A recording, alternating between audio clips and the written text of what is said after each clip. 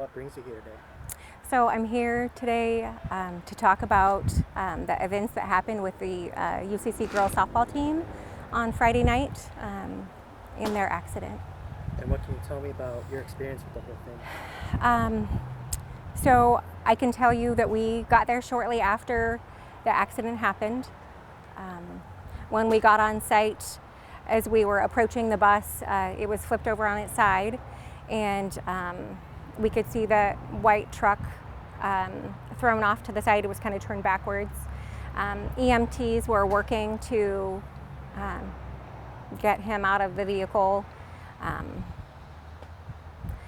And then we walked, so we stayed out of the way. We walked along the median barrier. And when we came around the side of the bus, they were pulling Steve out. He had a severely broken arm that was just, you could see the bones piled up under his skin. He was really in a lot of pain. Said his hips were hurting. Sorry. No problem. And so when we tried to help him kind of the best we could, comforted him, just give him some words of encouragement, and then we moved on to the girls. There was a whole cluster of them sitting in a row. Some were crying, some were just stone-faced in shock. Everybody was just really shaking. And my initial response was, is everybody out of the bus? And to me, that moment felt like oh my God, what do we do now? Just make sure everybody's out. And my daughter grabbed me and just hugged me really tight, and she just said, look at the bus, look at the bus, look at the bus. And she was just shaking. And when we turned around, we could see Kylie laying under the bus. It was awful.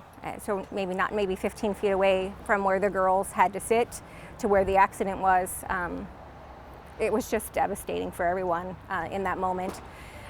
They were still working to cut out Jamie and to cut out Ella from the bus at that point. The EMTs were so involved. Jeff and Savannah and I kind of helped triage the girls to figure out who needed to go first, who could wait. There were girls that were so in shock, they, even though they were bleeding and whatnot, just refused service. We're like, that's not, you're all going, we're all going to the hospital, that's what we're doing. So we just kind of took turns shuttling. Savannah and Jeff helped carry girls to the ambulance that couldn't make it. A lot of them had road rash on their sides, so helping them was very ginger, because despite having broken ankles and whatnot, there was a lot of pain associated with that. And so we worked with Officer Matthews to, just because of the severity of the situation, they made us physically show them the team roster and identify who was on site and who left with their parents, so that we could, without a doubt, say who was still left in the bus. After it probably took an hour for everybody to get cut out and moved to the hospital, we went with Sam and took the uninjured girls that were in the other shuttle to the Coquille Hospital to visit those girls there and see that they were safe.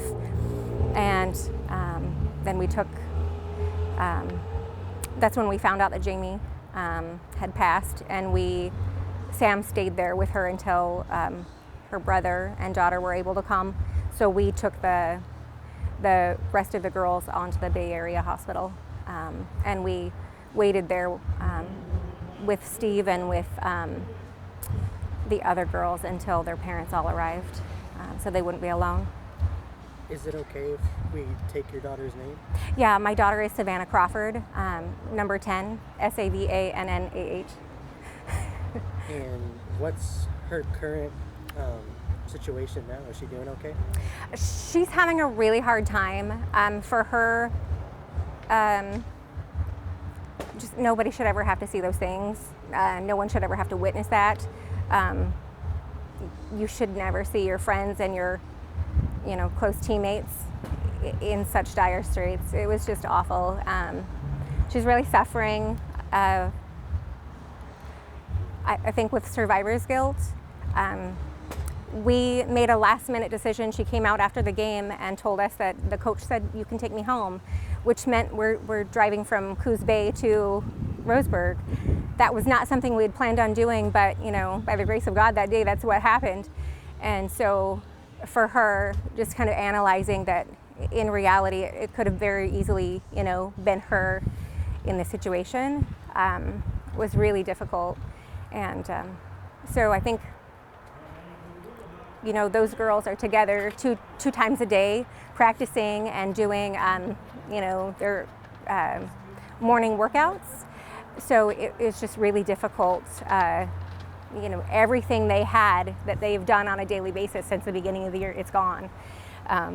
So for me, it's hard to watch her suffer through that loss, and all of the girls, they're clinging to each other like I've never seen before, and they're really trying hard to rely on each other to gain strength to continue on with what they're doing.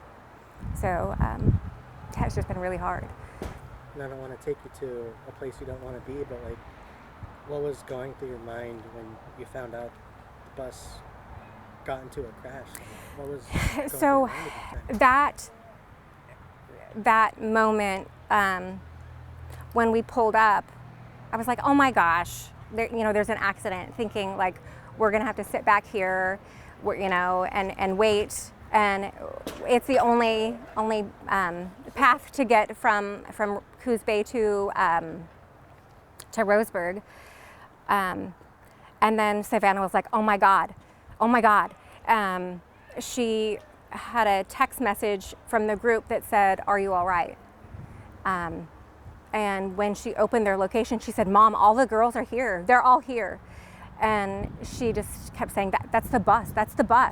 And to me, I couldn't fathom. It looked so big laying there that it just couldn't be. It just couldn't be. And even as we were running up to the crash site, the idea of what we were going to see, I was not ready to see that, and I wouldn't wish that on anyone.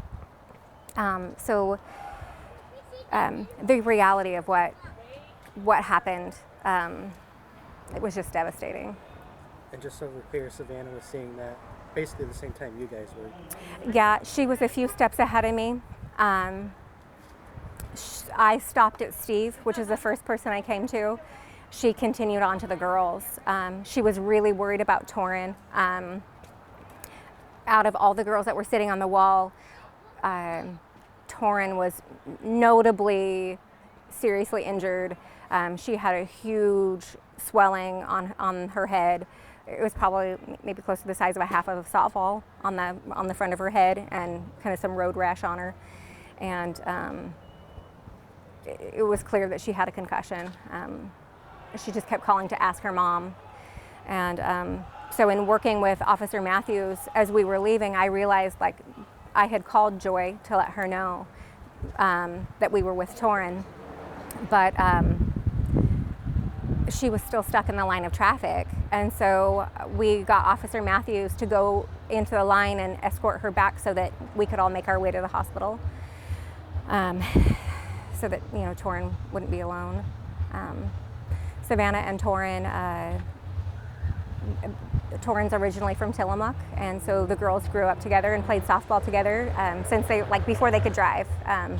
They were little girls together. So beyond this team spirit here, they have a history and connection together. So it was just really, really devastating to see her in that condition. And for you as the mother, what was your experience at all, if you've had experiences with Jamie or Kylie out there on the field? My interaction with Jamie has always been great. She was just really sweet. Every time we talked to her, she just praised Savannah, praised the girls. She worked hard with them to help them improve. And it was kind of interesting. We were joking at Taco Bell, which is where she took the team for dinner, that she, I always tease Geoff, if we just had a helicopter, this would be so much faster. You know, like, who has a helicopter?